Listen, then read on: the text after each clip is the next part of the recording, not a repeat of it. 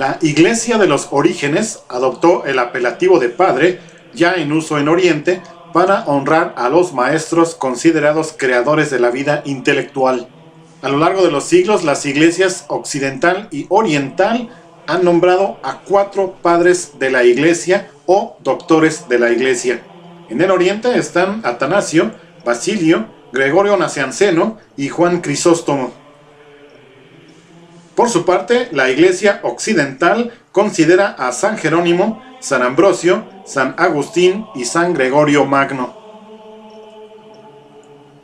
A pesar de la marcada tendencia antifeminista, la Iglesia Católica reconoce también a las mujeres que han aportado algo a su historia.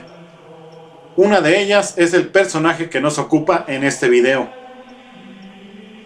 En diciembre del 2011, el Papa Benedicto XVI dejó clara su intención de declarar doctora de la Iglesia a Santa Hildegarda de Bingen, o Hildegard von Bingen. Esto sucedió el 7 de octubre del 2012 al nombrarla cuarta doctora de la Iglesia Católica tras Santa Teresa, Santa Catalina y Santa Teresita del Niño Jesús. El Papa, quien en mayo la había incorporado al catálogo de los santos, dedicó a su vida y obras 2 catequesis. Esta es una de ellas. En aquellos siglos de la historia que habitualmente llamamos Edad Media, muchas figuras femeninas destacaron por su santidad de vida y por la riqueza de su enseñanza. Hoy quiero comenzar a presentarles a una de ellas, Santa Hildegarda de Bingen, quien vivió en Alemania en el siglo XII.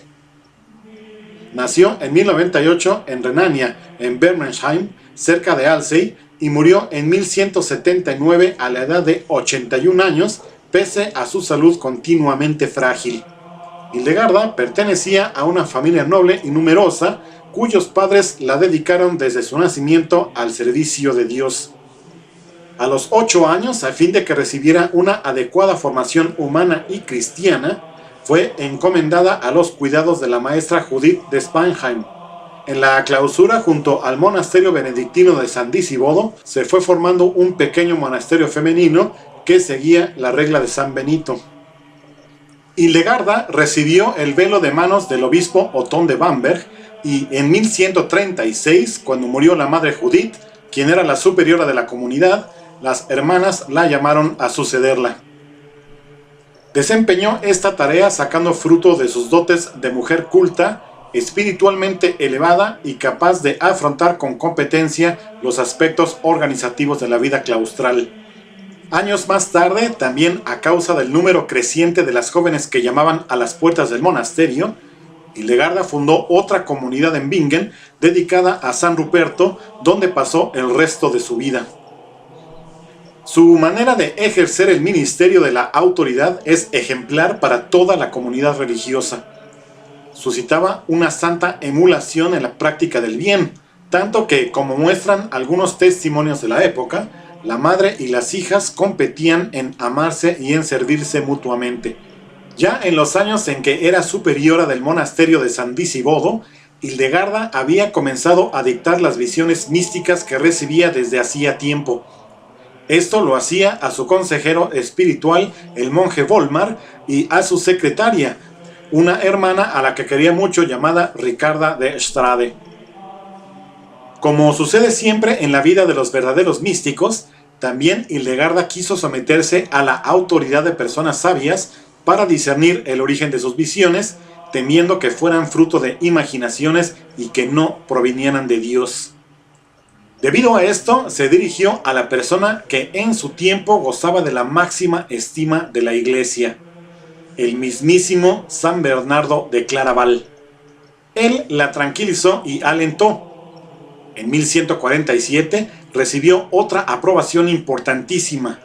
El Papa Eugenio III, quien presidía un sínodo en Treveris, leyó un texto dictado por Hildegarda, presentado por el arzobispo Enrique de Maguncia. El Papa autorizó a la mística a escribir sus visiones y a hablar en público. Desde aquel momento, el prestigio espiritual de Hildegarda creció cada vez más. Tanto es así que sus contemporáneos le dieron el título de profetisa teutónica. Esta gran mujer profetisa también hoy nos habla con gran actualidad, con su valiente capacidad de discernir los signos de los tiempos, con su amor por la creación, su medicina, su poesía, su música que hoy se reconstruye y su amor a la iglesia.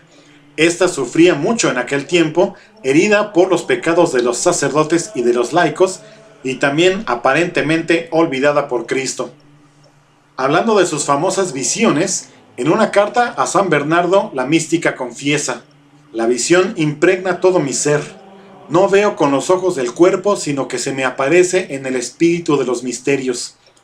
Conozco el significado profundo de lo que está expuesto en el Salterio, en los Evangelios y en otros libros que se me muestran en la visión. Esta arde como una llama en mi pecho y en mi alma y me enseña a comprender profundamente el texto. Las visiones místicas de Hildegarda se parecen a las de los profetas del Antiguo Testamento y son ricas en contenidos teológicos. Hacen referencia a los principales acontecimientos de la historia de la salvación y usan un lenguaje principalmente poético y simbólico.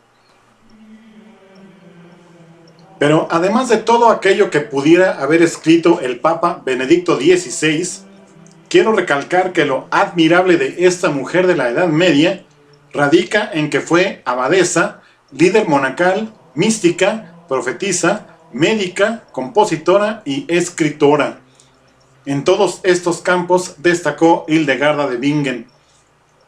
Todas las obras musicales que compuso se pueden escuchar en la actualidad. Hildegarda compuso 78 obras musicales, 43 antífonas, 18 responsorios, 4 himnos, 7 secuencias, 2 sinfonías, un aleluya, un Kyrie, una pieza libre y un oratorio. Además compuso un auto sacramental musicalizado llamado Ordo Virtutum, que significa orden de las virtudes en latín.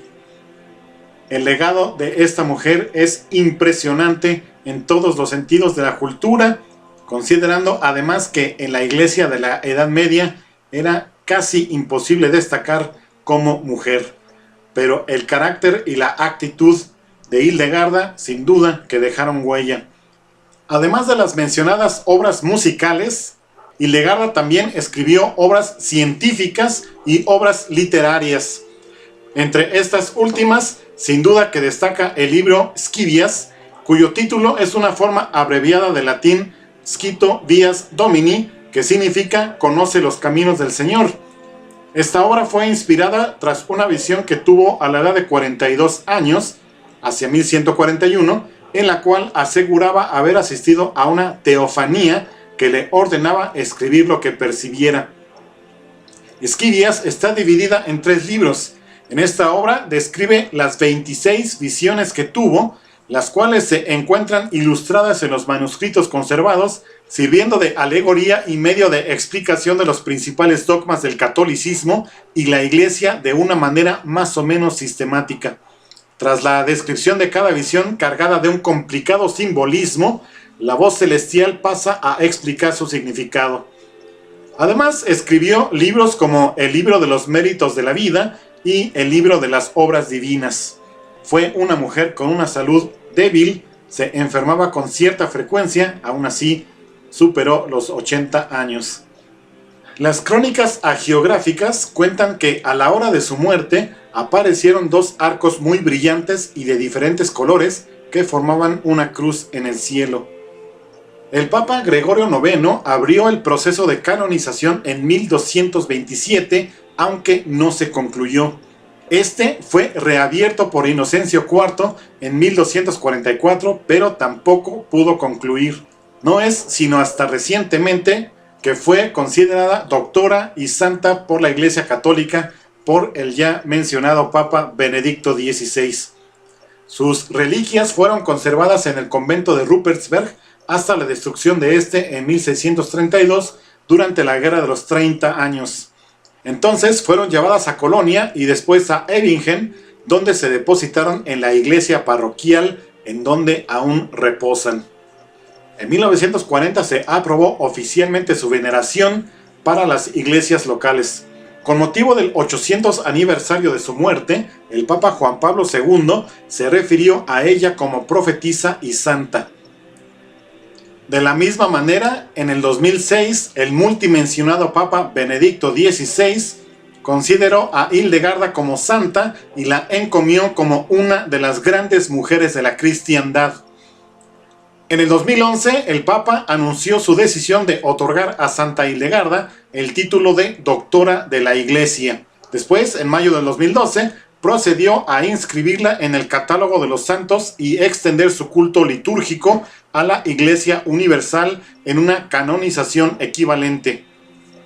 No cabe duda que Hildegarda de Bingen trascendió a la historia y debe ser conocida y reconocida aún por aquellas personas que no se consideran adeptas de la Iglesia o de la religión católica. Una extraordinaria vida que merece ser recordada por todos alrededor del mundo. Hildegarda de Bingen o Hildegard von Bingen. Una mujer a la que le queda perfectamente el adjetivo de admirable.